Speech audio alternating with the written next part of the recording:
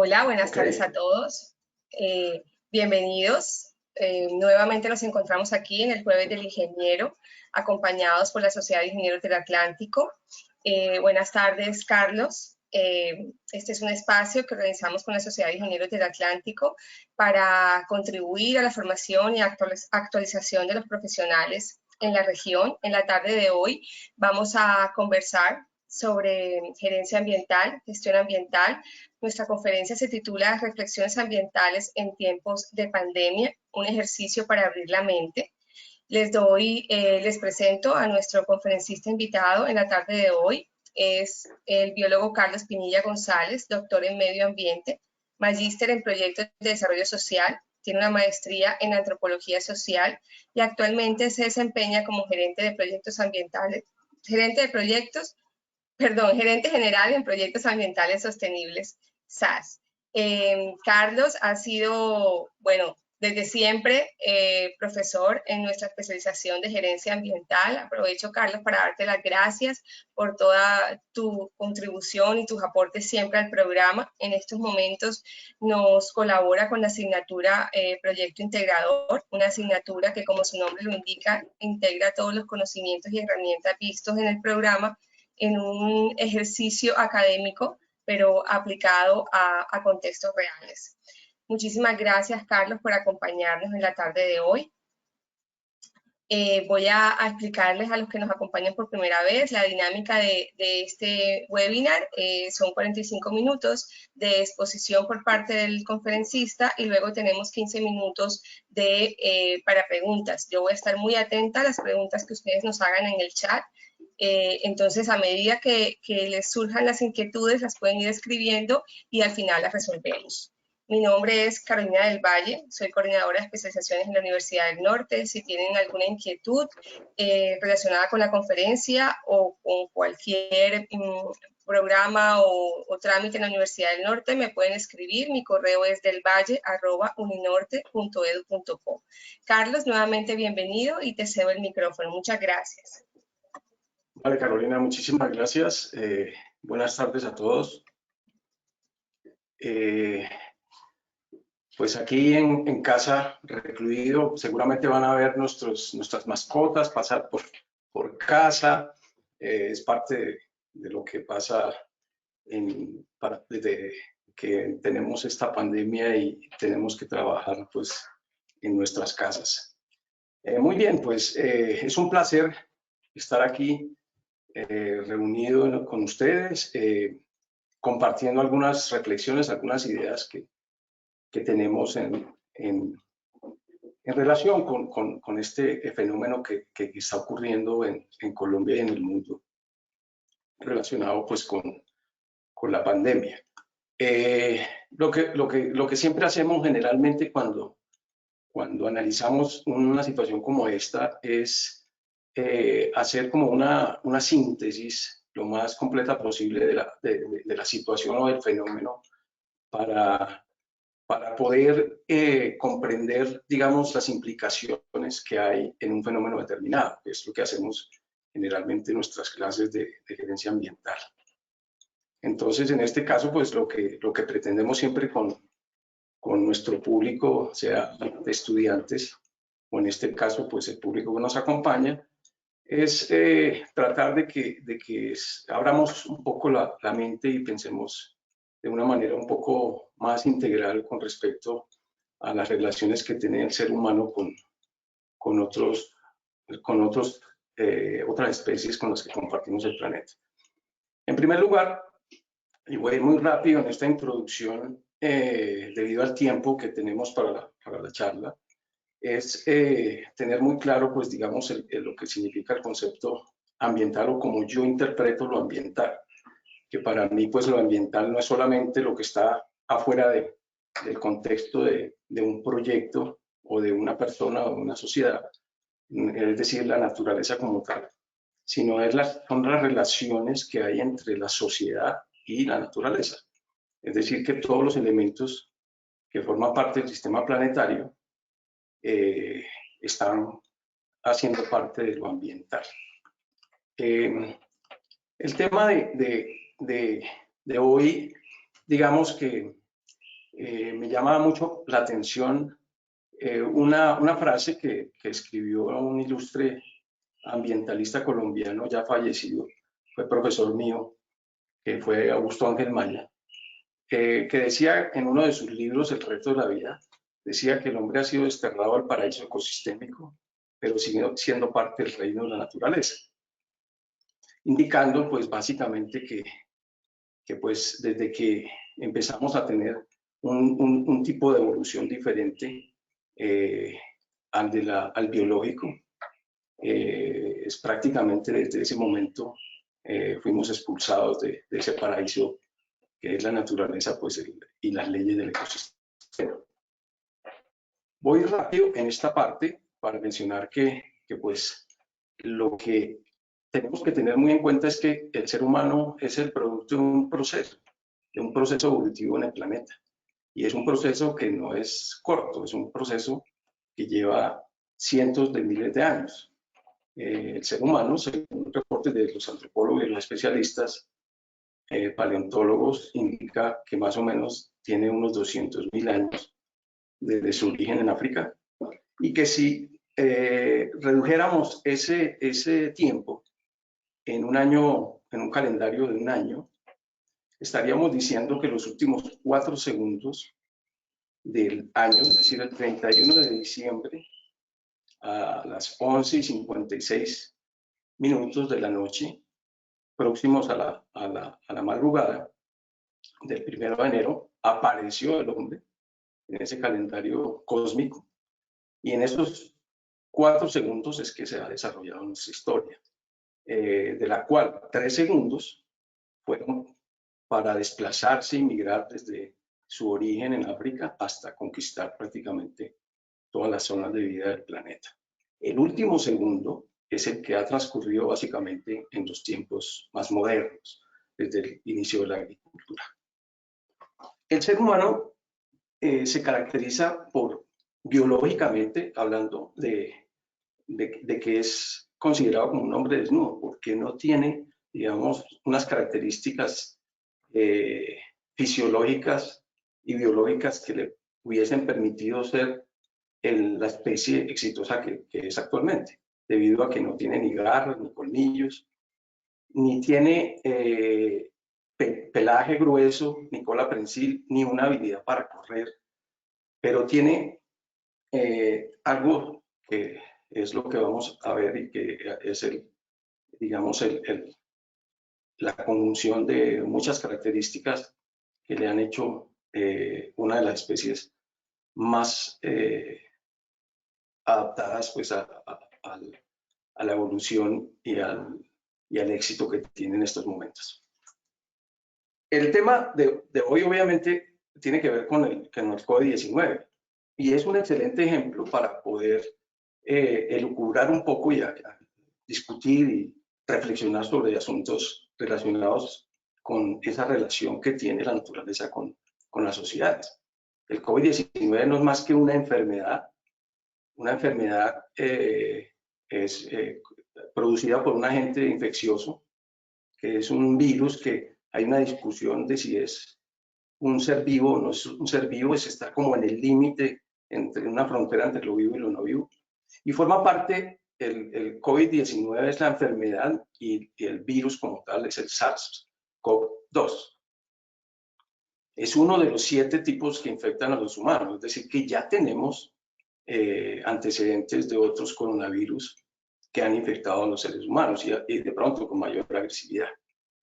Las primeras reflexiones que me llegan es el tema relacionado sobre las teorías y la información que nos llega masivamente por los medios de comunicación, las redes sociales, sobre la conspiración que podría estar detrás de un escenario como este.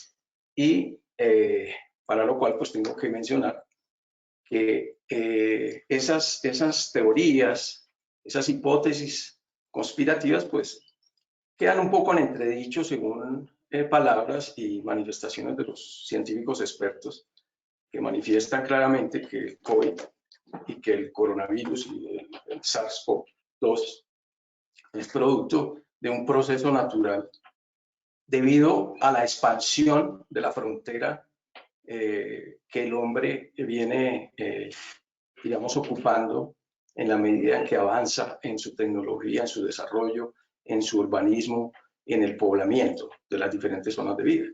Es decir, que cada vez que el ser humano crece en poblaciones, está adentrándose mucho más en aquellas zonas de vida en donde están confinados, digamos, animales, infecciones y enfermedades que están allí y que sepultadas o no sepultadas y aisladas de la vida cotidiana. Esa interacción entre el ser humano con esa naturaleza es lo que nos está llevando justamente a tener este tipo de enfermedades.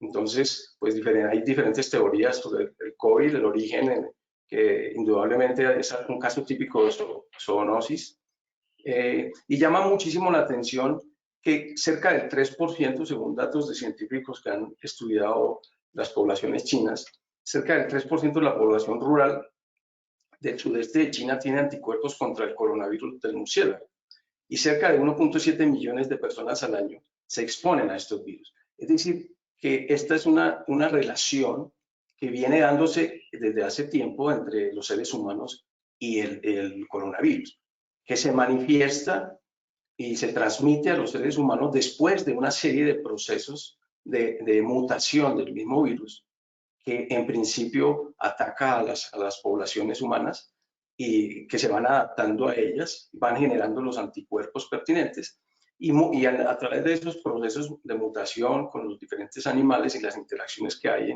por ejemplo, en los mercados chinos que conocemos, pues puede mutar y puede ya llegar al ser humano después de un proceso evolutivo. Entonces, esa teoría de la conspiración pues resulta un poco desvirtuada al analizar, digamos, profundamente la manera como se comportan estos grupos infecciosos. Ahora bien, el virus o una enfermedad, ¿sí?, no es más sino la manifestación de la naturaleza para controlar los desequilibrios que hay en los ecosistemas. La naturaleza tiene ciertas estrategias para evitar que ciertas poblaciones crezcan más allá de la capacidad de carga de los ecosistemas. Cuando una población crece en exceso, inmediatamente la naturaleza aplica estas estrategias para tratar de controlar esa población que está creciendo en exceso. Entonces, cuando hay demasiado alimento para una determinada población, inmediatamente se agota ese alimento o aparecen enfermedades o aparecen virus o aparecen plagas o aparecen restricciones ambientales que impiden que esa población siga creciendo desmesuradamente. El Homo sapiens prácticamente en los últimos tiempos viene rebasando esa capacidad. Vamos a mirar rápidamente un video muy corto que es parte de lo que le llega a uno por las redes sociales y los chats que uno comparte con los amigos, en donde hay mucha información que no sirve para nada, pero también hay una información que nos ayuda mucho para ilustrar estas cosas. Entonces quiero que vean rápidamente este video, en donde muestra claramente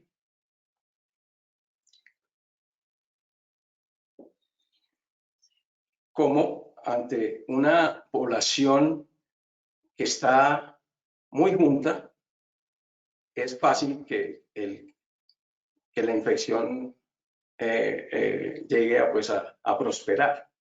El contagio entre las personas se manifiesta con mayor,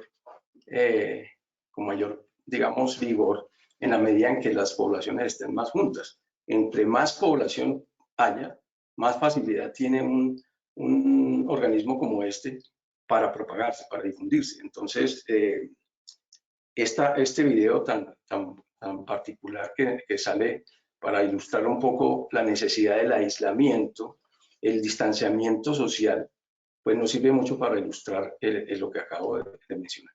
La población humana, pues, los virus nos están llegando porque ya tenemos una población de 7.7 billones de habitantes humanos. y tenemos, además de que estamos sobrepoblando el planeta, nos están acompañando otras especies que hemos favorecido en esa evolución biológica, en esa selección natural, que son nuestros animales domésticos. Entonces, por ejemplo, las ovejas, los cerdos y las vacas, que tienen unas poblaciones en este momento de cerca de 1.000 millones de ovejas, 1.000 millones de cerdos, 1.000 millones de vacas, 25.000 millones de gallinas, suman, si pudiésemos pesarlas, suman aproximadamente 700 millones de toneladas, más los 300 millones de toneladas que aproximadamente pesaría la biomasa de los seres humanos.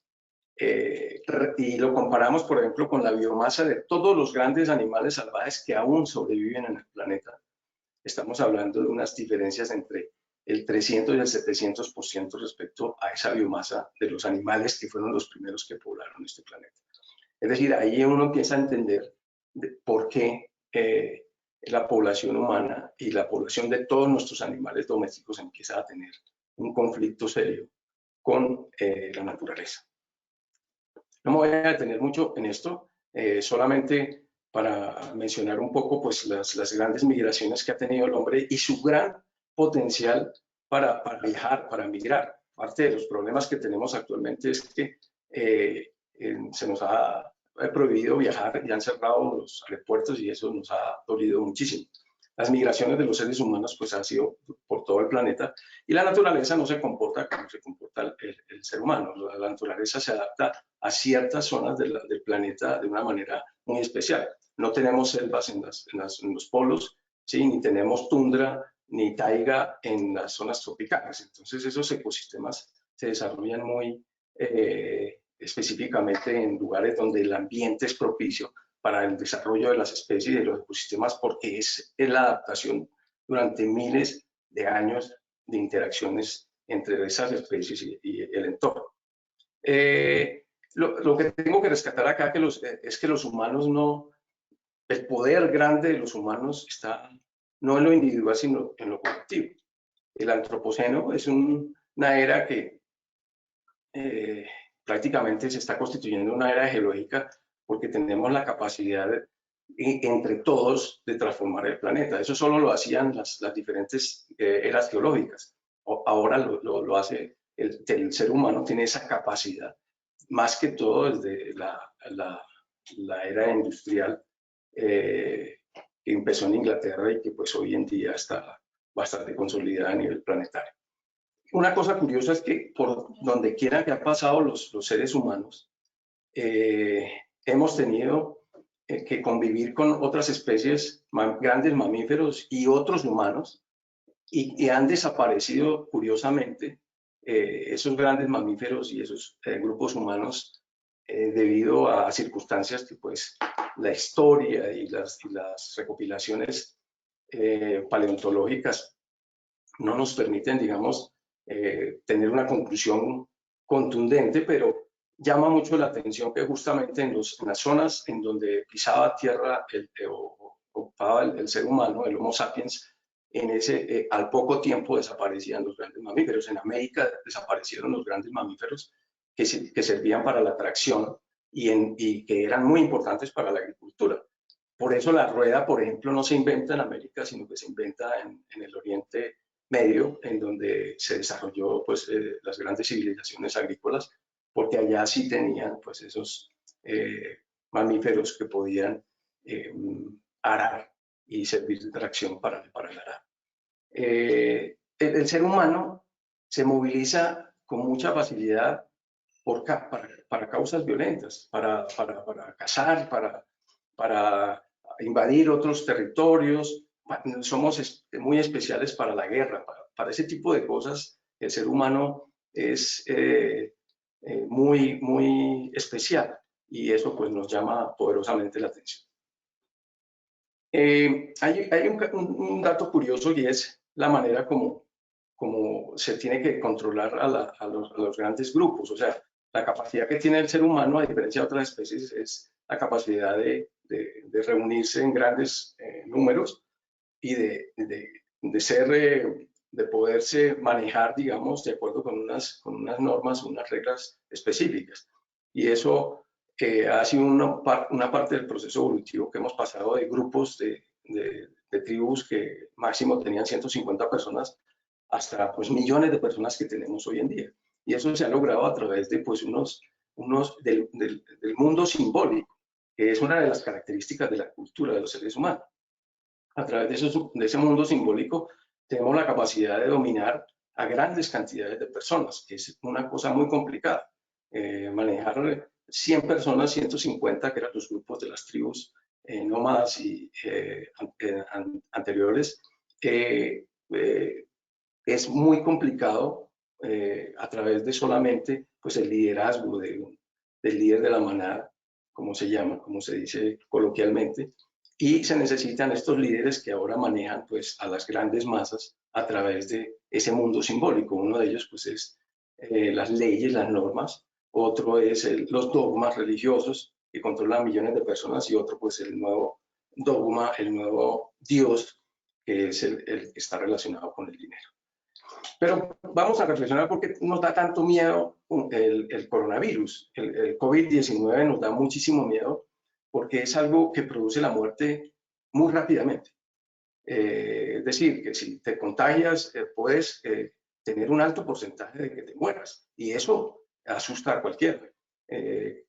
No tenemos unos antecedentes tan masivos a nivel planetario de que haya ocurrido algo semejante. Pues obviamente los medios de comunicación, la globalización ha ayudado a que esto se difunda y ese pánico se ha difundido de una manera, digamos, exagerada dentro del planeta, a tal punto que estamos llegando a situaciones en que se debate entre la subsistencia económica de las familias y la salud pues, pública. Eso es un discurso que viene dándose muy fuertemente.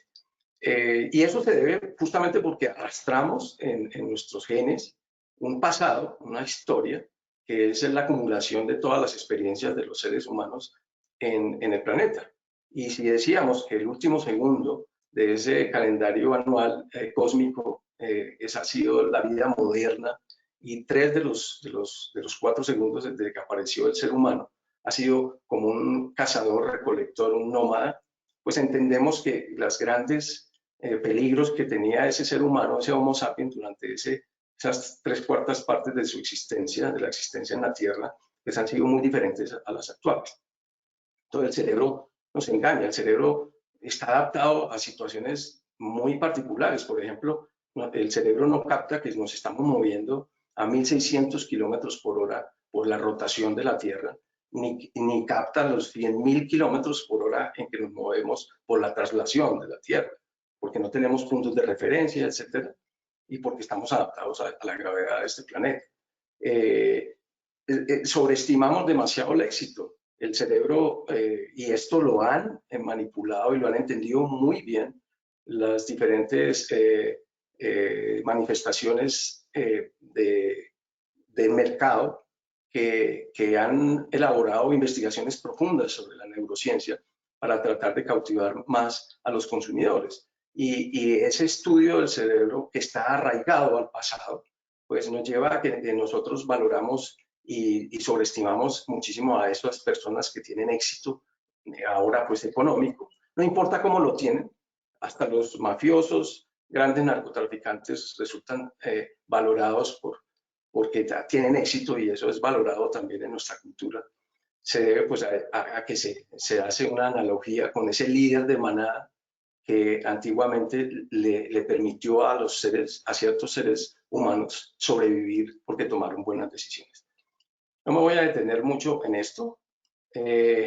Estamos invadidos por una epidemia de información, por eso se le llama infodemia, porque estamos enredados en una cantidad de datos y de informaciones que, como decía anteriormente, algunos son de muy buena fuente y otros no tanto.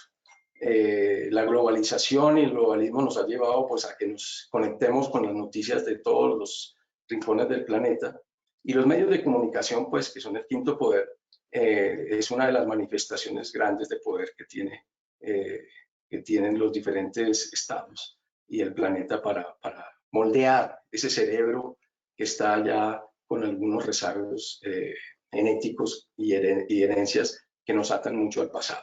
Eso lo ha sabido manejar muchísimo los medios de comunicación también. Pero los verdaderos héroes que tenemos en estos tiempos de pandemia han sido indudablemente los médicos, las enfermeras, el personal que trabaja en los hospitales, los policías, las personas que están en la calle exponiéndose permanentemente a este tipo de pandemias. Y tenemos una cuestión maravillosa, que es que por primera vez, que tengamos antecedentes de esta situación, no la conocíamos, de que los científicos lograron lo que nadie había logrado antes, que era cerrar los templos, y me refiero a templos, los espirituales, y a los templos financieros. Es decir, se cerraron las catedrales, se cerraron las mezquitas, se cerraron Wall Street, se cerraron muchos de los centros financieros del mundo por el temor, por este pánico hacia la pandemia. Y no estoy subestimando, por favor, no me malinterpreten, a la pandemia. La pandemia tiene sus efectos, como lo veremos más adelante.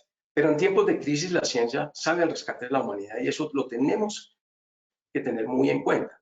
Porque ¿a quién le vamos a creer? Le vamos a creer a las redes sociales, donde hay cosas que sí son fundamentadas, otras no, o le vamos a creer a los políticos, como a Donald Trump, por ejemplo, que tiene una aceptación, o sea, que el 48% de los norteamericanos le creen a Donald Trump en los temas de COVID-19.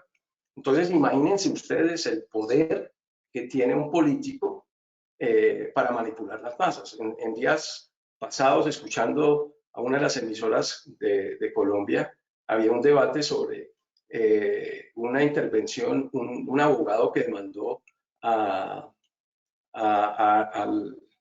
presidente Duque o le pidió rectificación porque había hecho una referencia a sus creencias religiosas.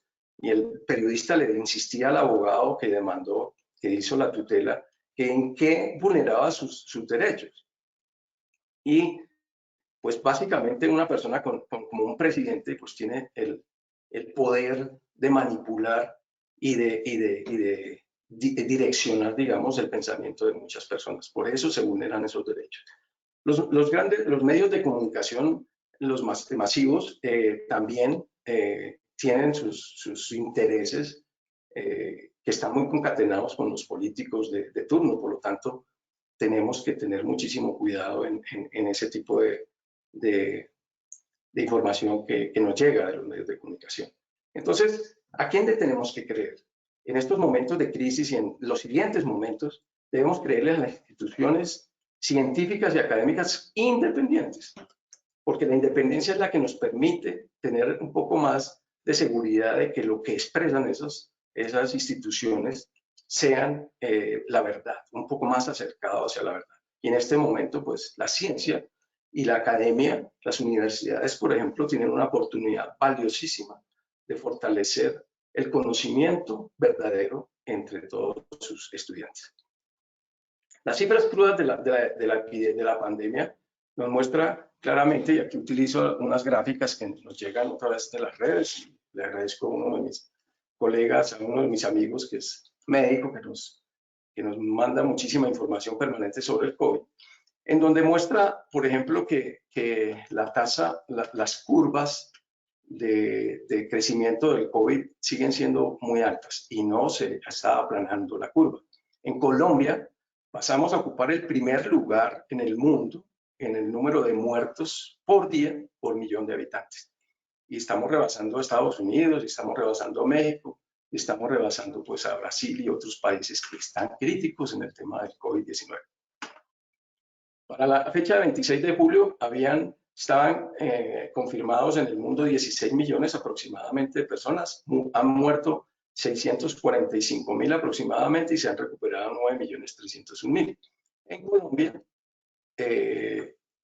tenemos casi 250.000 casos, eso fue hace unos días, y muertos 8.525 personas. Nada despreciable y pues obviamente Bogotá marca la pauta de esto con un porcentaje importante, 184.213 casos de contagio.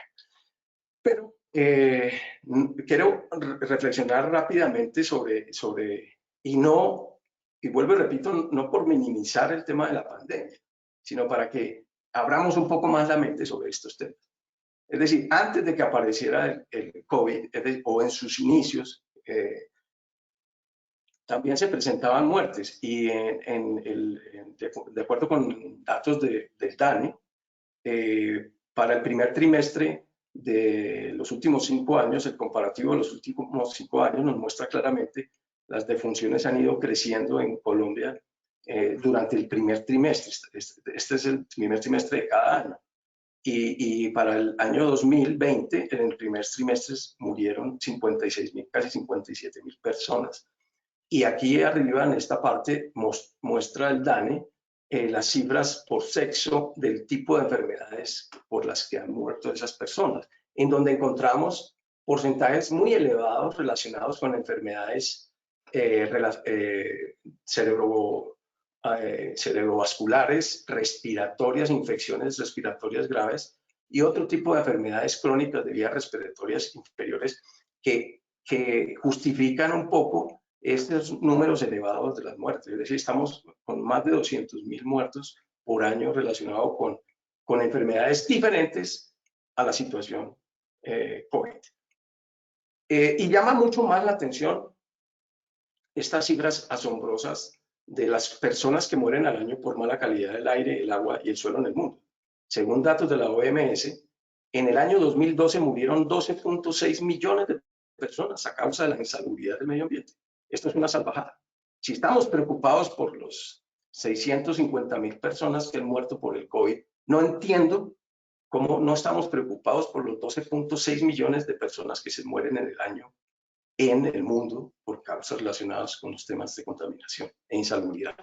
En Colombia, en el año 2016, murieron 17.549 personas, de las cuales distribuidas en diferentes tipos de enfermedades que están relacionadas de una u otra manera con el COVID o con las muertes que han aparecido relacionadas con el COVID.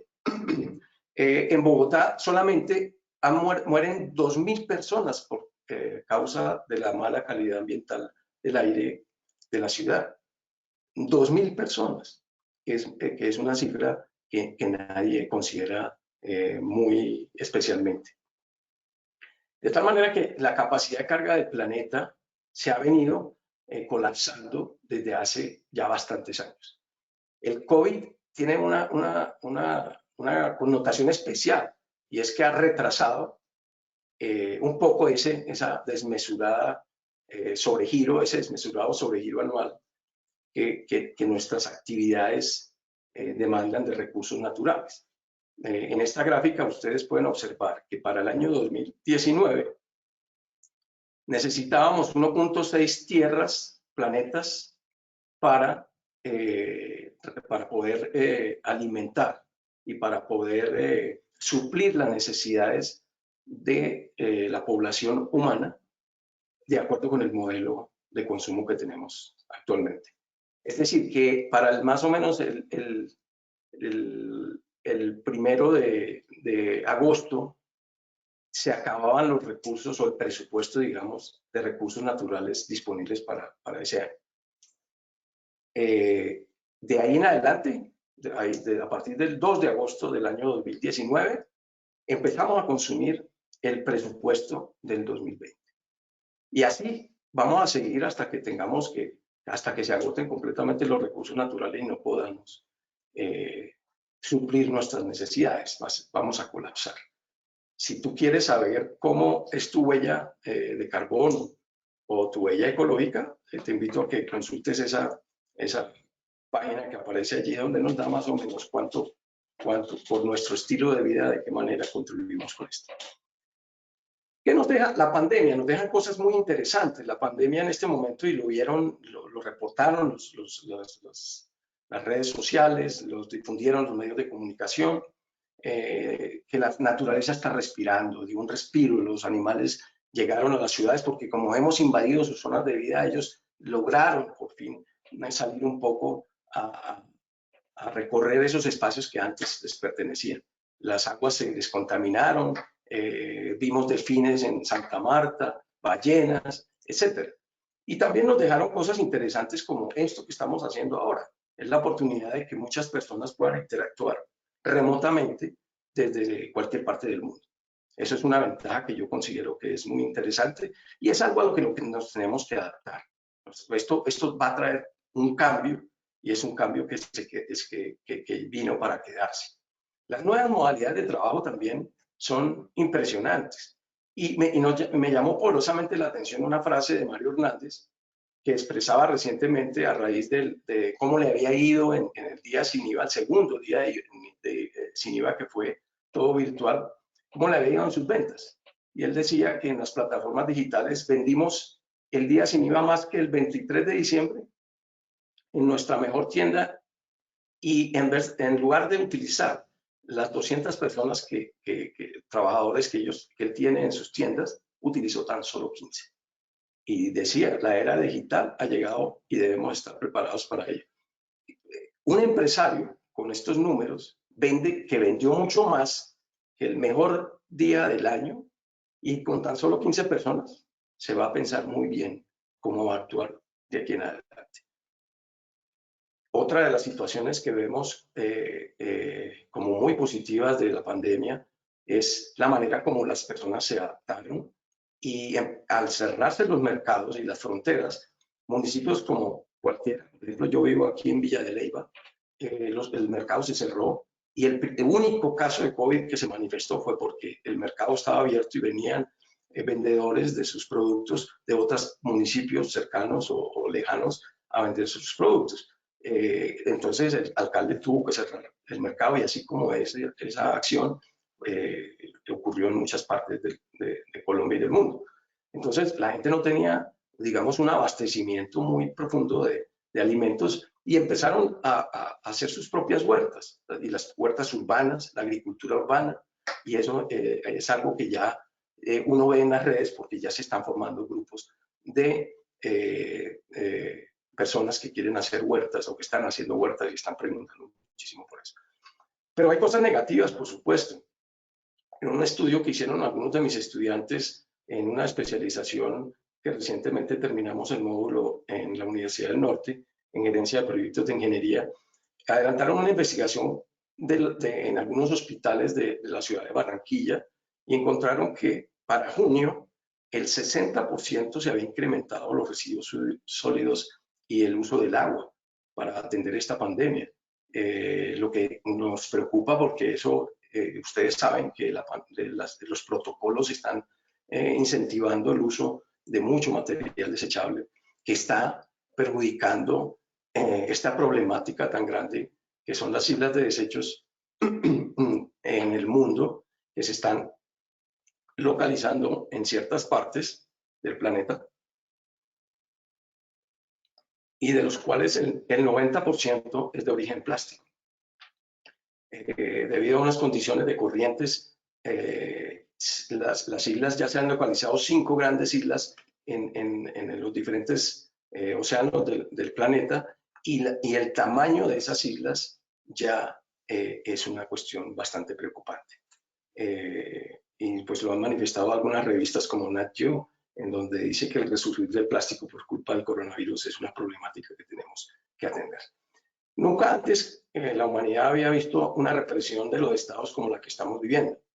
Y aquí tengo que hacer una reflexión muy corta, que para los estados autoritarios les ha resultado más fácil controlar a los ciudadanos que a los estados más liberales.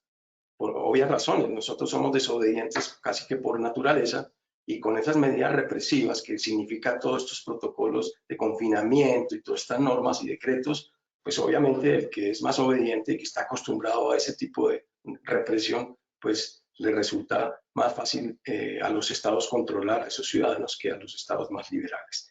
Tenemos protocolos unificados por todo lado, nos llueven los protocolos para salir en casa, para entrar a casa, para lavarse las manos, protocolo para bañarse, para lavar la ropa, para ir a los establecimientos, para agarrar el metro, para para todas las cosas se están haciendo protocolos y a veces se olvida que los protocolos están diseñados en ciertos contextos, en unos contextos con unos países que tienen unas condiciones muy bien organizadas y que quieren implementarlos en países en donde esas condiciones no son tan organizadas. Entonces ahí encontramos unos conflictos entre lo que es la realidad del entorno de una ciudad o de un pueblo o de un país respecto a los países desarrollados.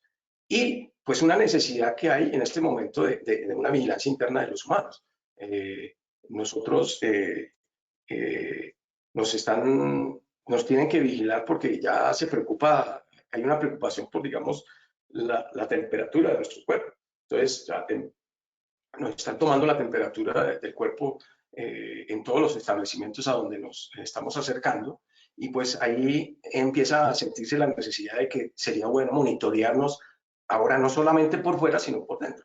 Eso es ya, digamos, el siguiente paso de lo que vamos a ver en los próximos años venir con la inteligencia artificial. Entonces, ya no solamente nos manipulan y saben que los algoritmos ya saben por dónde, todos nuestros gustos, qué vías utilizamos, qué deportes que nos gusta, porque todas las aplicaciones que nosotros montamos nos van conociendo mejor que nosotros mismos, como dice Harari en sus diferentes libros.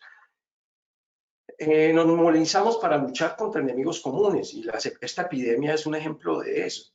Este brote nos ha demostrado que somos capaces como humanidad de unirnos y luchar contra un enemigo común. Lo que yo esperaría es que, y muchos de ustedes seguramente comparten conmigo ese pensamiento, es que deberíamos hacer lo mismo o tenemos la imperiosa necesidad de detener la emisión de los gases de efecto invernadero en el planeta, esas islas de plástico, el uso exagerado del plástico de un solo uso y el calentamiento global. Esto es algo que los científicos han dicho que es una realidad que ya está encima de nosotros y que si no nos movilizamos urgentemente podemos colapsar.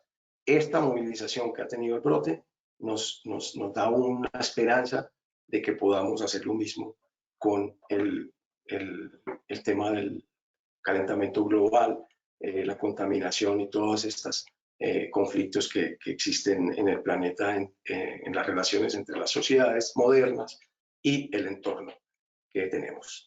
Si nos movilizamos de la misma manera para afrontar la crisis ambiental, será posible un futuro mejor para la humanidad. Con tan solo el 2% del Producto Interno Bruto, se estima que haremos posible todas las medidas que se requieren para ello. Es curioso que surjan cifras en estos momentos que se habían mencionado con mucha anterioridad y que los gobiernos no hicieron caso, no han hecho caso, pensando que era demasiado alto el costo para la recuperación del ambiente. Con este COVID, las cifras de los porcentajes del PIB han superado con creces ese 2%, lo que nos demuestra que con voluntad y con deseo, con miedo, si tenemos miedo, seguramente lo vamos a lograr.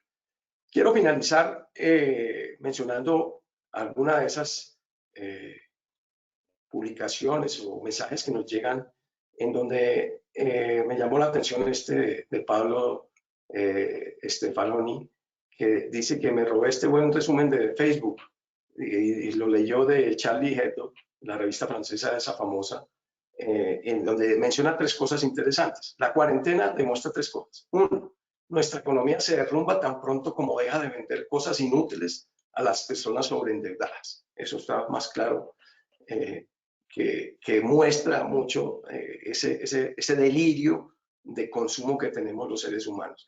Es tan fuerte, es tan arraigado ese problema en los seres humanos que arriesgaron la vida muchas personas por salir a comprar chatarra, cosas superfluas, cosas que no son fundamentales para la vida.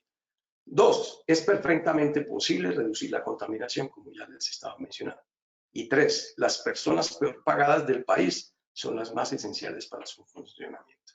Esas 3 reflexiones me llamaron mucho la atención y pues me parece que que es una gran oportunidad para tenerlo en cuenta y reflexionar sobre estas problemáticas que surgen cotidianamente en nuestras vidas. Bueno, eso es todo lo que tenía para comentarles. Espero que les haya servido de algo, que haya sido de algún provecho para ustedes. Y pues si hay alguna pregunta, con muchísimo gusto estamos dispuestos a resolverla. Muchas gracias.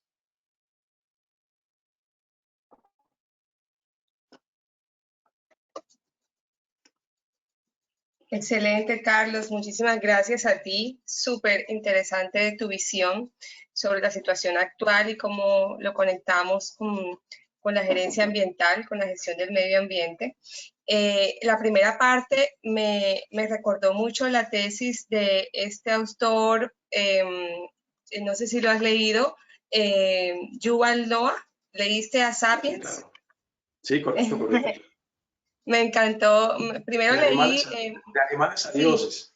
De animales a dioses. Primero leí 21 lecciones para el siglo XXI y luego esa, y pues hace todo el recuento de cómo estamos aquí, cómo llegamos aquí, pero cómo fuimos, digamos, culpables de las extinciones de muchos animales de hace muchísimo tiempo, y cómo lo que decías de los animales domésticos, cómo hemos sobrepoblado en esas especies, ¿no? Ese libro es muy interesante, aprovecho para recomendárselos a todos.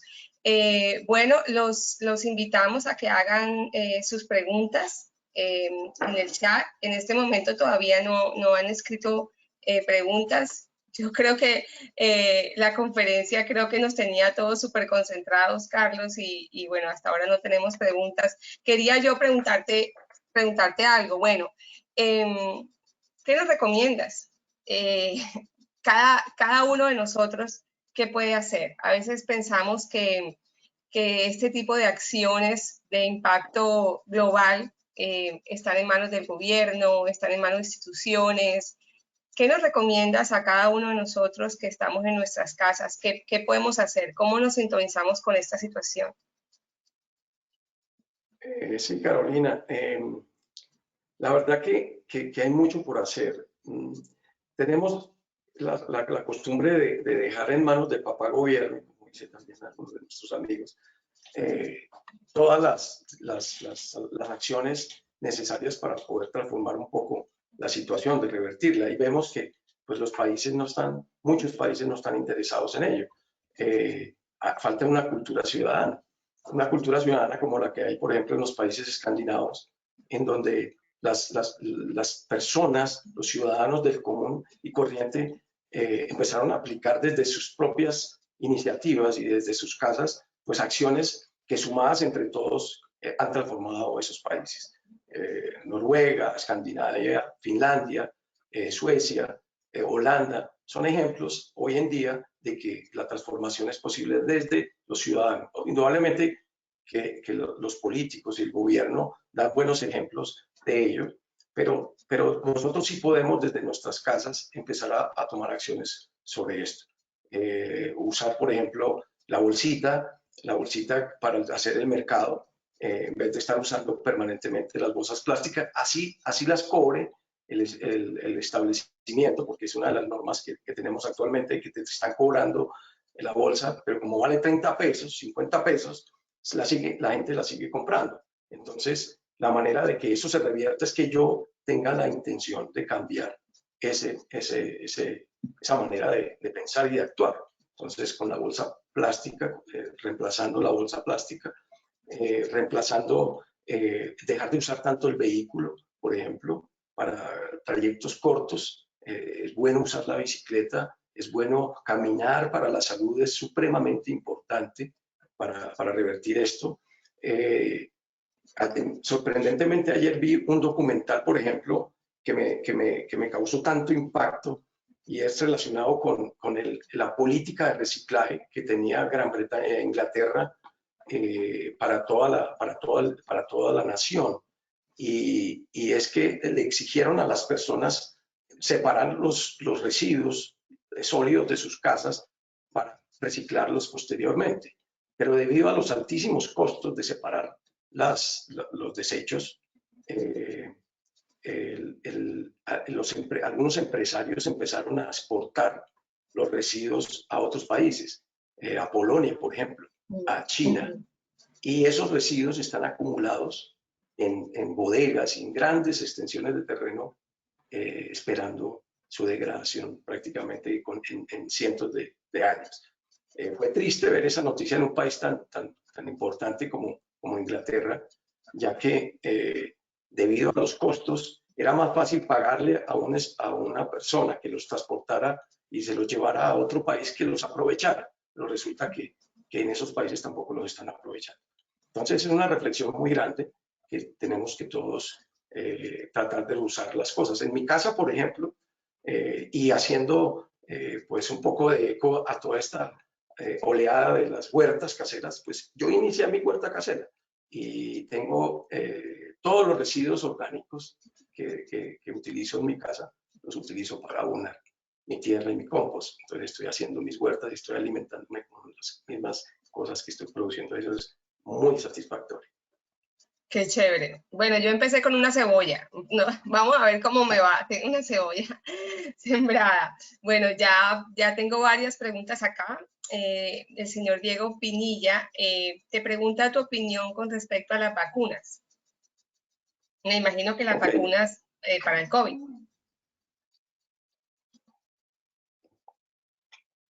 Vale. Estoy un poco afónico y debido a espero que no sea COVID, pero un resfriado que tengo hace rato. A ver, las vacunas. Mira, y lo dice Harari perfectamente en sus escritos, la humanidad se dejó de preocupar por las enfermedades ya desde hace algún tiempo. Y buena parte de ese resultado es por las vacunas. Las vacunas han sido muy importantes para lograr la inmunidad ante este tipo de infecciones y enfermedades. De hecho, pues si no tomamos esa vacuna, pues seguramente que las actividades normales, o bueno, normales ya casi que podríamos decir que no van a volver, pero las vacunas han sido muy importantes para la subsistencia de nuestra especie, para la seguridad del sistema de salud. Por lo tanto, aunque no descarte completamente que haya intereses de ciertos grupos de poder en el mundo relacionado con lo que podría estar detrás de una vacuna, yo me preocuparía mucho más por la inmunidad en este momento del COVID que por los otros efectos colaterales o por los efectos que dicen esas teorías conspirativas que podría haber detrás de una vacuna, como por ejemplo el monitoreo que tengan de nuestro cuerpo internamente, ¿no? Entonces ya nos van a monitorear de alguna manera u otra nuestras emociones, porque una cosa es que yo me meta a un aplicativo y, por ejemplo, como Netflix. Entonces yo veo unas películas de Netflix y ya Netflix sabe exactamente cuáles son las películas que me gustan a mí. Entonces Netflix me recomienda, me dice, le recomiendo tal película o tal serie. Un 98% de porcentaje de coincidencia con sus gustos. Y efectivamente, tú te metes a la serie o la película y te gusta, porque ellos ya te están conociendo más que uno mismo. Entonces, cuando llega una actualización de una aplicación de esas, uno lo primero que le preguntan es, ¿está de acuerdo con los términos y condiciones y con el trato de los datos, etcétera? Y uno les dice, por seguir con la aplicación, dice, sí, estoy de acuerdo. Entonces uno voluntariamente ya está diciendo que sí. Entonces, si le van a hacer eso a uno con una vacuna posteriormente, aunque uno no esté de acuerdo, pues no es mucho lo que va a cambiar. Ya la humanidad está ya cambiando y como dice Harari en su Homo Deus, lo que se viene es una nueva especie, la especie que es producto de la inteligencia artificial, la que va a tener unos cerebros más desarrollados, la que va a tener unos brazos biónicos, piernas biónicas, que no se va a morir en corto tiempo, sino que va a vivir de cientos de años. Esa nueva especie va a ser la que va a reemplazar al Homo sapiens. Sí, en ese libro voy por la mitad. Creo que, bueno, ya me confundo con cuál de los libros, pero ahí en uno de ellos explica todo el tema de las pandemias. Parece que yo digo, ¿qué pensará él ahora de todo lo que escribió? Y empieza a recorrer todas las pandemias que ha habido y bueno, y aquí estamos. Y en algunas pandemias se murió la mitad de la gente de España, por ejemplo. y bueno, y el Correcto. país vuelve y resurge otra vez. Entonces tú te das cuenta, ok, hay que quedarnos en la casa como para que sobrevivir los más fuertes o los que podamos, pero igual vamos a salir adelante. Bueno, continúo con las preguntas. Ezequiel Vázquez nos felicita por la charla, muy interesante. También pregunta que si se puede tener una copia. A todas las personas que asistieron, más o menos en una semana, les llega el link del video, porque este webinar está siendo grabado, entonces les vamos a mandar el video. Wilder Quesada pregunta por acciones caseras que podemos minimizar para el uso de los desechables, pero creo que eso ya lo contestamos con la pregunta inicial. Sobre qué podemos hacer desde casa. Diego Pinilla pregunta, y en cuanto al tema económico, ¿qué nos podrías decir acerca de los nuevos hábitos de nuestra especie? ¿Hacia dónde vamos? ¿En dónde invertir? Wow, esta es una pregunta complicada. ¿Cuál es el sector económico que menos se verá perjudicado en el marco de esta pandemia? Vale. Bueno, pues obviamente que aquí el COVID ha golpeado a muchos de las empresas, de los sectores económicos y productivos de todo el mundo. Hay unos que se han golpeado más, por supuesto que han cerrado, y otros que, pues, el turismo, por ejemplo, ha estado muy resentido.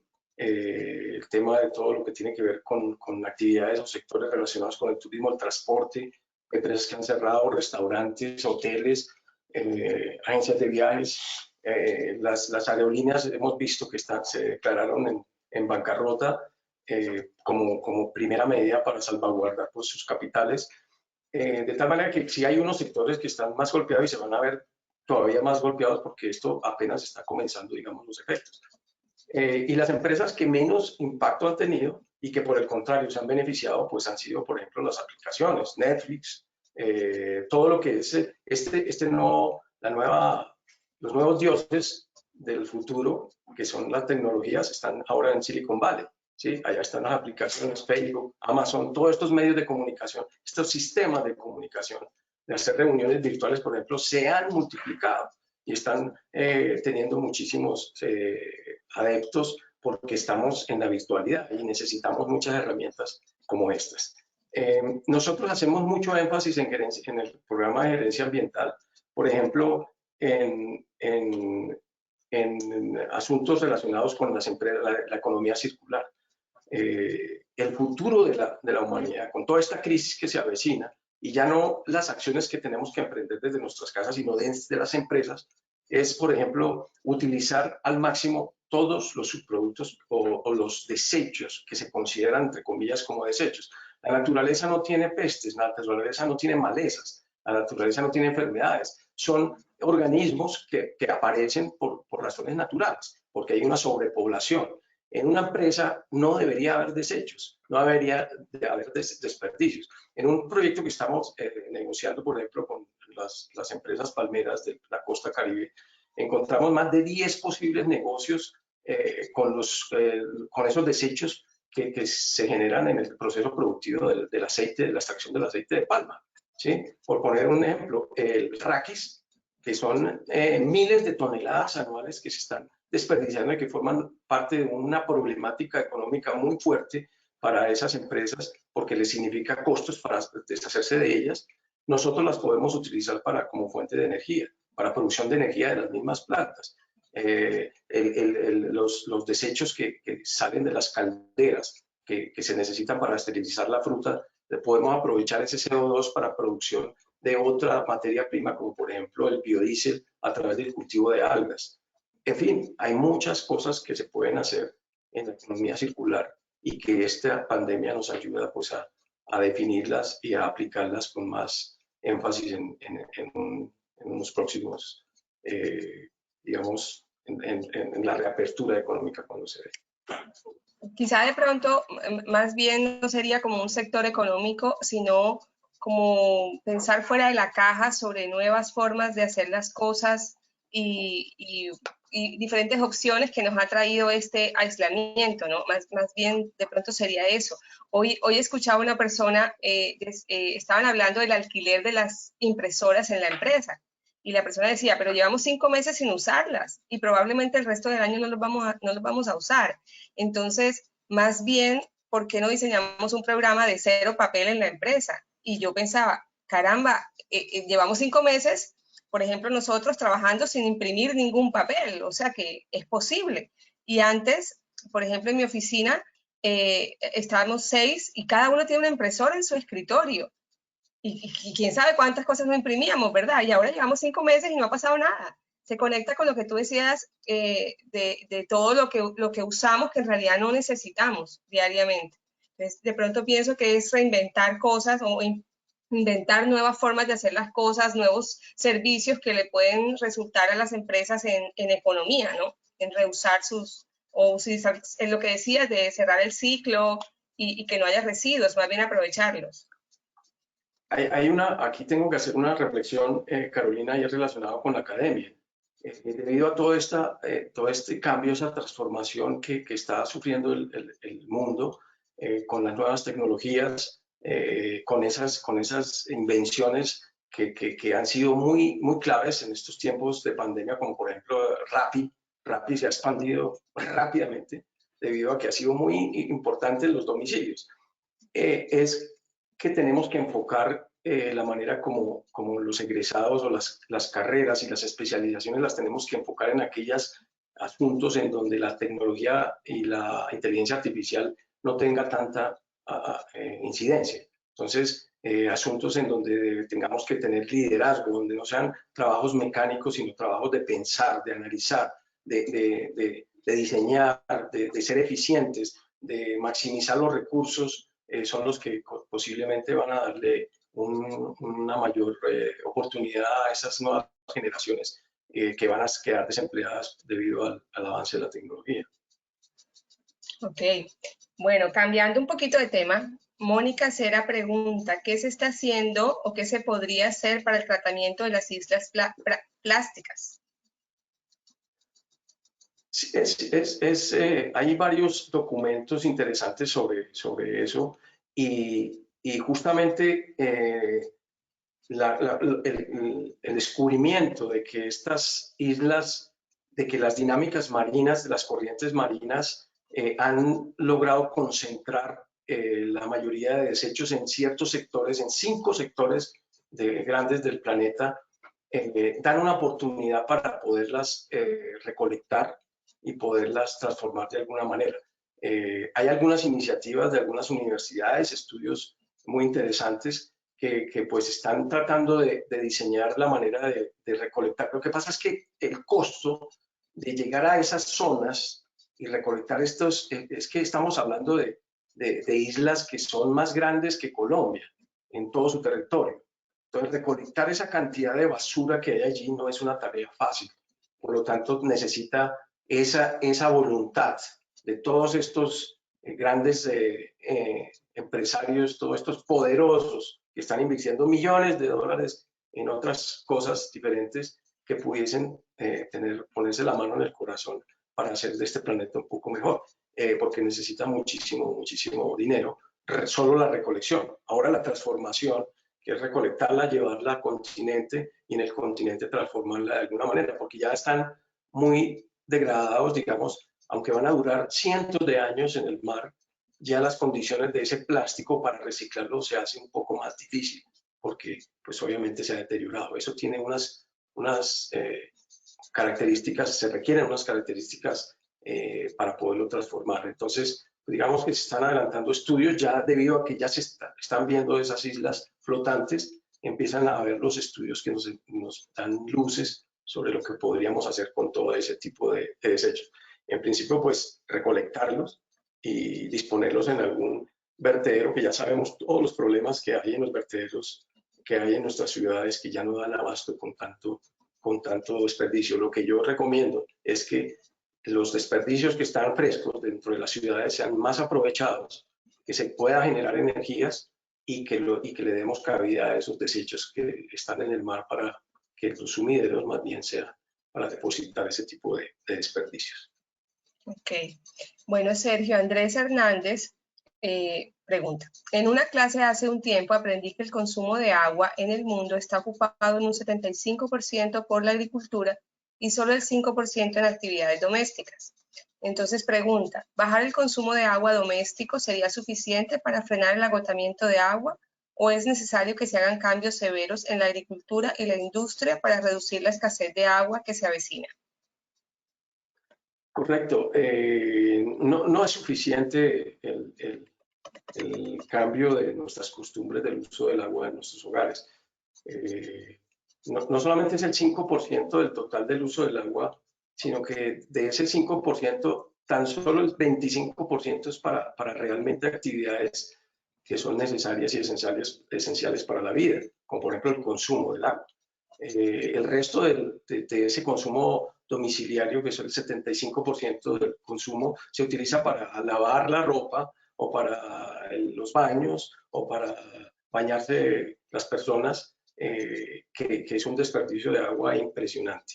Pero el gran impacto indudablemente está en la agricultura. Los dos grandes causantes de la deforestación, los mayores causantes de la deforestación en el planeta son la agricultura y la ganadería.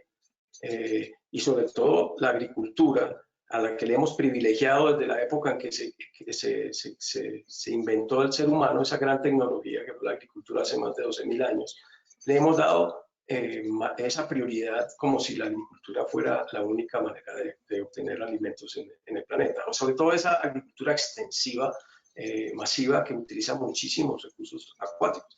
Hemos destruido ecosistemas gigantescos por culpa de la agricultura. En la antigua Unión Soviética, por ejemplo, el mar de Aral era un mar gigantesco en medio del continente al sur de la Unión Soviética, que desapareció por una política del gobierno ruso de su entonces, que le dio prioridad al cultivo, al riego del cultivo del algodón, que requiere muchísima agua, y prácticamente secó el mar Aral, y hoy en día el mar Aral está prácticamente seco.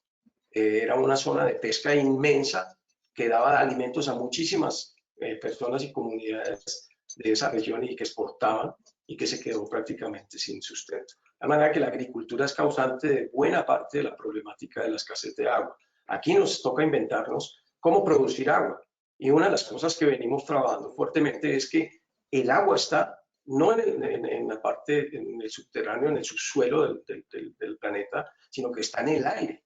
El 80% del aire en la costa, por ejemplo, en La Guajira, en donde hemos hecho algunas propuestas para obtención de agua potable, el 80% del aire es vapor de agua dulce, por supuesto, que si se condensa podemos obtener muchísimo más agua que la que podríamos obtener a través de los acueductos o a través de los ríos.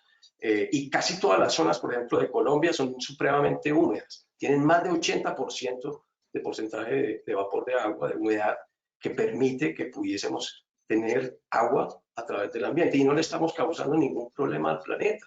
Por el contrario, le estaríamos reduciendo un poco esa carga, esa huella contaminante que tenemos al explotar un recurso tan escaso como es el agua. En las sugerencias que estamos haciendo para la industria palmera en Colombia y las extractoras del aceite de palma, justamente estamos proponiendo que el agua que tienen allá disponible en el entorno la condensemos y utilicemos la energía que estamos utilizando, que vamos como fuente el raquis y todos los desperdicios, para producir la energía necesaria de la condensación del agua que hay en el ambiente, que es una solución práctica para esas empresas. Ok, bueno. Freddy Torregrosa pregunta, los resultados de los acuerdos multilaterales, como el COP25 en París, los países se comprometen a disminuir emisiones, pero los resultados están muy lejos de lograrlo. ¿Qué recomiendas para que estos acuerdos sean más efectivos y eficaces? Bueno, nosotros desde hace ya varias décadas venimos con muy buenas intenciones. Este proceso de ser consciente de la problemática ambiental, como les expliqué en la charla, ha sido difícil de que cale en las personas y en los gobiernos. ¿Por qué? Porque pues como es un deterioro que se ve día a día, o sea, que tú no aprecias la diferencia entre el hoy y mañana, lo aprecias entre el hoy y 10 años más adelante, o 50 años, cuando ves desaparecer ecosistemas. Entonces es muy difícil que los políticos que gobiernan por periodos tan cortos, de 4 años, 5 años, y pues en algunas dictaduras pues ya estamos hablando de 20 años, se preocupen por cosas que no les van a afectar a ellos prácticamente. Entonces, es la gran problemática que tenemos. Hay buena voluntad, pero los que manejan, de la mayoría de países, pero los que manejan los hilos de este planeta no son las mayorías, son las minorías, que son las minorías poderosas. Esas minorías poderosas tienen intereses muy particulares para que sus industrias sigan teniendo el poder en el planeta. En la industria, por ejemplo, del petróleo, es una industria que contamina exageradamente y que en vez de procurar tener alternativas energéticas más sostenibles, lo que hacemos es implementar algunas acciones como el fracking, que lo que hace es que deteriora aún más el medio ambiente, los acuíferos y las fuentes de agua. De tal manera que la voluntad existe, digamos, entre la mayoría de países, y lo que nos hace falta son líderes, como también lo hemos escuchado en algunas conferencias de diferentes autores, entre ellos Yuval Harari, que dice que el planeta en este momento está sin líderes. Donald Trump claramente se desprendió de su liderazgo y dijo, nosotros no queremos ser líderes de nada, nosotros nos preocupan los norteamericanos y quiero que Norteamérica vuelva a fortalecerse, y se desentendió prácticamente de su rol como líder del planeta, que lo venía haciendo desde hace algunos años. De tal manera que nos falta que surja un buen líder en el planeta. Ojalá fuera un líder de un país como latinoamericano, o que sea más cercano a nosotros, o los países europeos como los escandinavos, por ejemplo, que tienen resultados tangibles de que sus políticas son efectivas, y que podríamos transformar este planeta de manera en que nos unamos todos.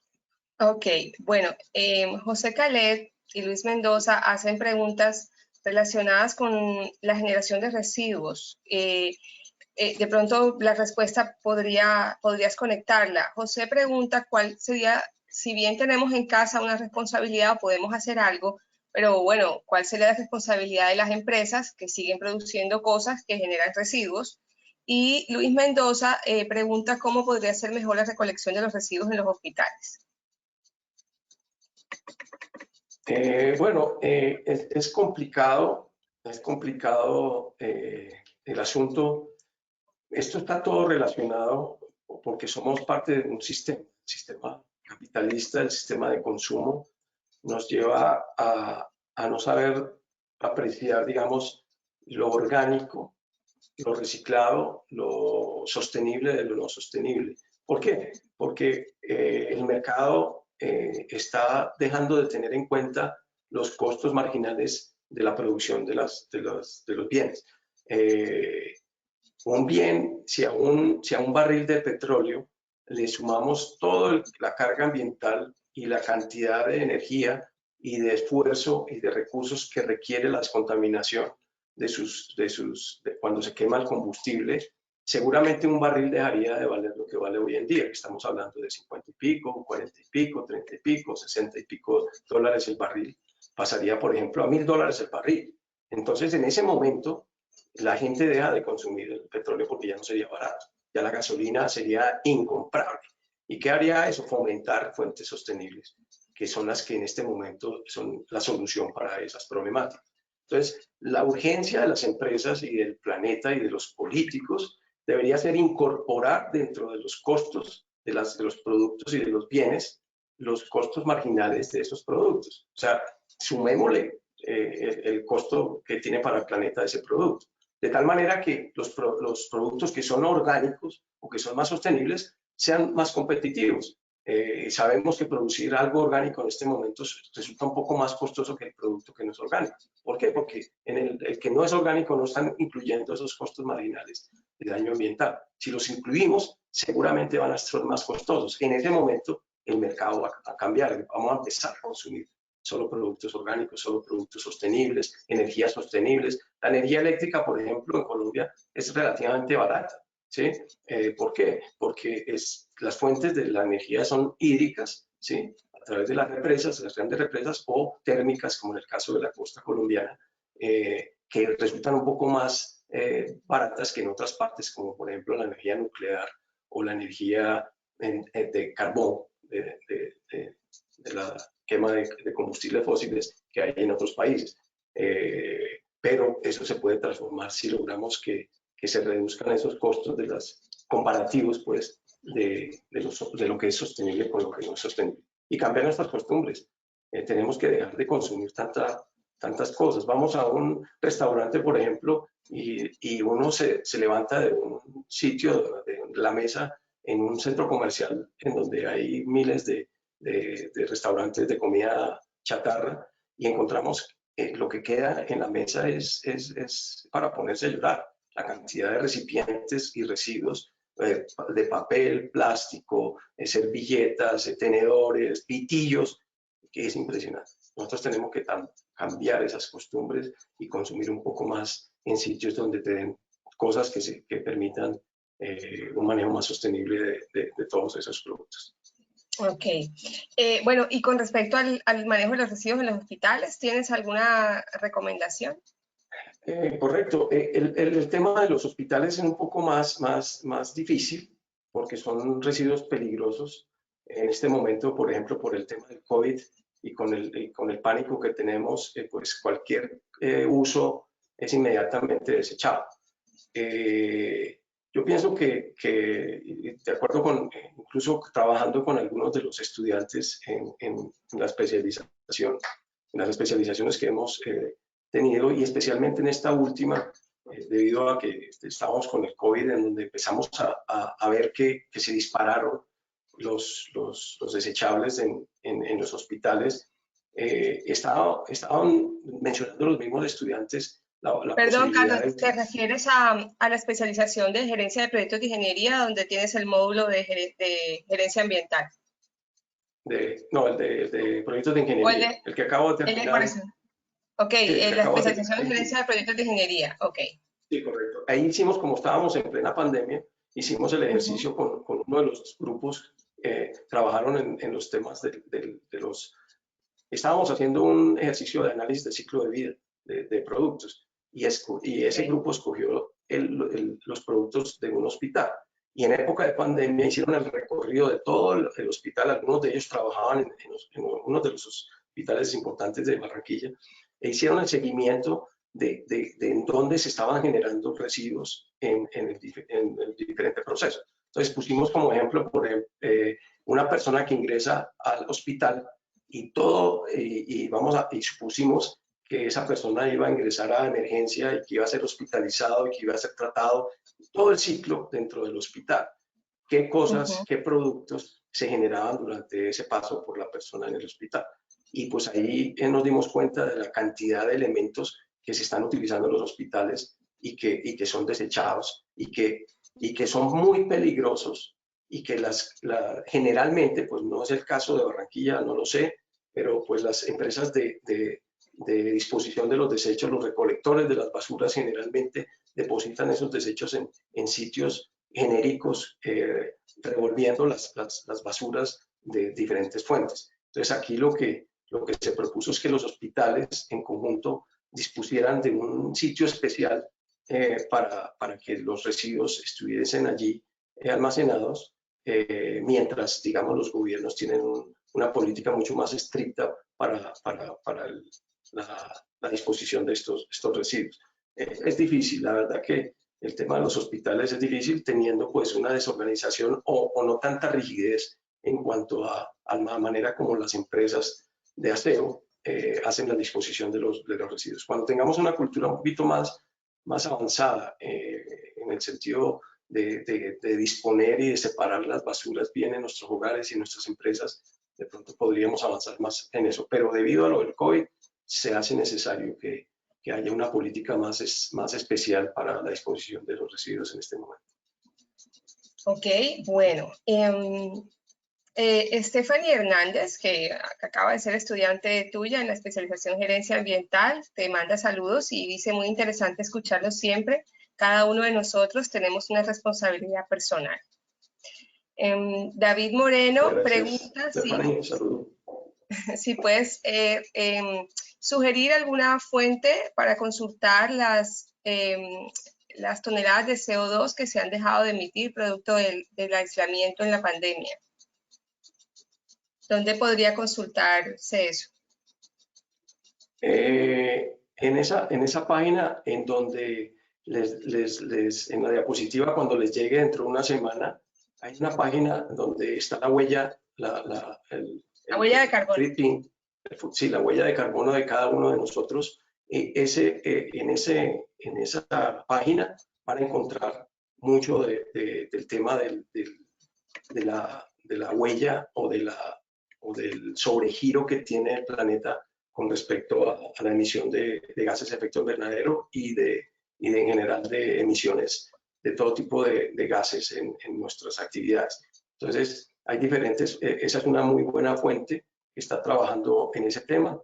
Pues hay las organizaciones internacionales que trabajan en el tema, la Organización Nacional de la Organización de Naciones Unidas, la UNESCO trabaja algunos temas en particular sobre la huella de carbono, sobre las emisiones de CO2 en el planeta, y hay incluso unas regulaciones. Ahorita tenemos el mercado de CO2 a nivel mundial, la bolsa del mercado de emisiones CO2, en donde los países, digamos, productores de mayores emisiones, tienen que compensar esa producción comprándole a los países que menos emiten, pues, digamos que los sumideros de CO2, que son los bosques. Entonces, tú cambias en el mercado, a través de unas transacciones específicas, esas emisiones. Si tú dejas de emitir CO2, por ejemplo, en una empresa, eso te lo pueden recompensar a través de unos bonos productivos, que es lo que estamos tratando de hacer también con la industria de la extracción del aceite de palma, porque van a reducir ostensiblemente su huella de carbono. Los millones de toneladas que anualmente emiten por exponer, digamos, los lodos después del proceso productivo de extracción, generan metano y generan una cantidad de emisiones de CO2 y de metano a la atmósfera, que eso se multiplica y se estandariza para saber exactamente las toneladas emitidas al año. Entonces, si las reducimos de alguna manera a través de la captación de ese gas, ese biogás para convertirlo en energía, eso tiene unas repercusiones en el mercado, y eso se está organizando a través de emisiones de CO2 en la bolsa, y lo pueden consultar, por ejemplo, en la Organización de Naciones Unidas, donde está claramente estipulado. Hay muchas fuentes, pero pues les puedo compartir alguna información más específica si la persona me manda un mail a mi correo capinilla@uninorte.edu.co. Bueno, excelente que hayas compartido tu correo, porque nos quedan muchas preguntas, pero creo que no vamos a poder alcanzar a responderlas todas. Entonces iba a sugerir eso, que bueno, me enviaran las preguntas a mí, delvalle@uninorte.edu.co, o al correo del profesor capinilla@uninorte.edu.co, porque aquí siguen llegando preguntas. Hay preguntas. ¿Qué tan cierto es que ha aumentado la deforestación durante la pandemia debido a la falta de vigilancia? Pregunta Nicolás Alagia.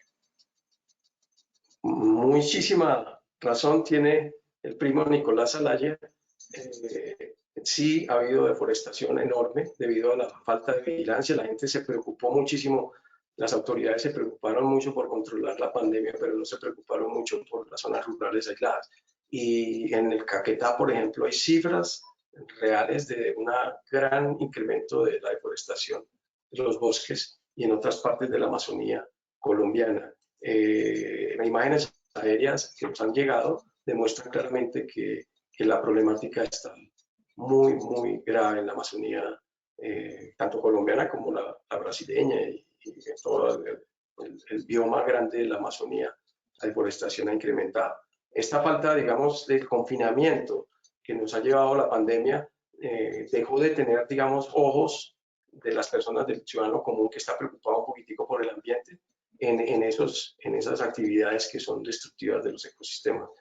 Por lo tanto, ellos siguen, digamos, desarrollando esas actividades ilícitas que están causando deterioro ambiental, pero sí, es muy cierto que está incrementándose la deforestación.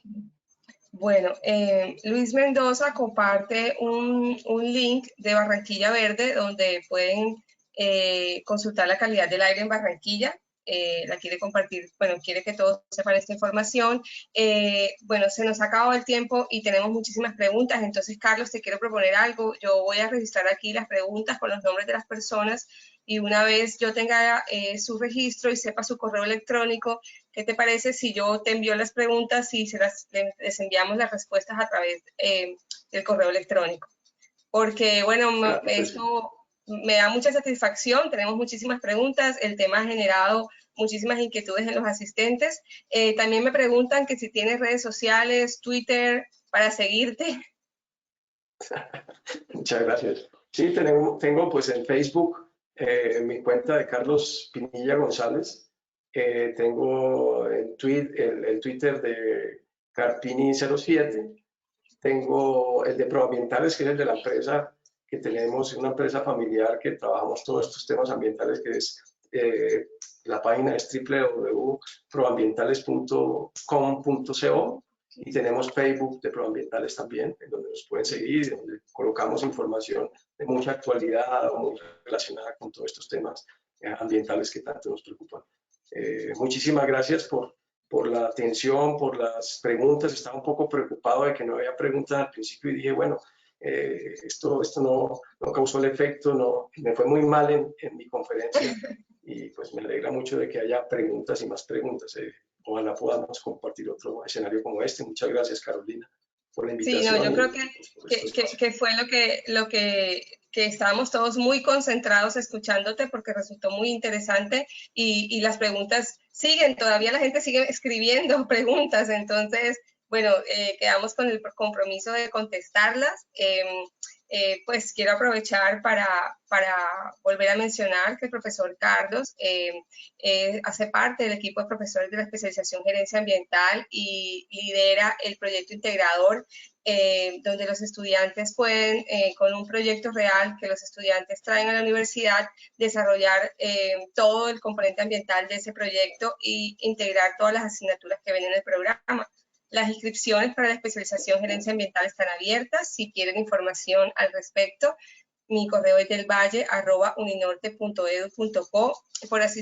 Los asistentes a esta charla tienen el beneficio de la inscripción gratis al programa.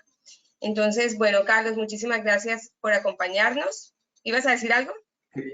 Quería complementar un poco lo que dijiste y es hacer un énfasis pues, en la diferenciación que tiene el programa de especialización de la Universidad del Norte.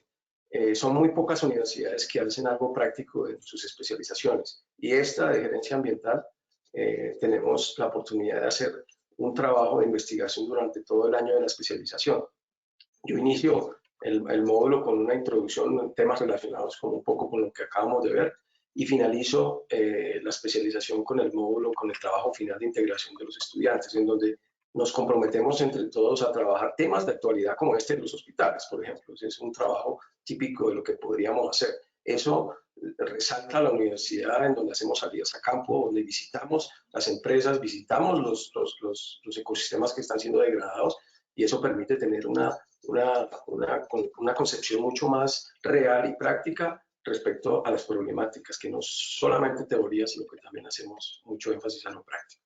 Muchas gracias y nada, con muchísimo gusto, espero que nos podamos ver en una próxima ocasión. Ok, bueno, muchísimas gracias, que tengan todos buenas noches y que descansen.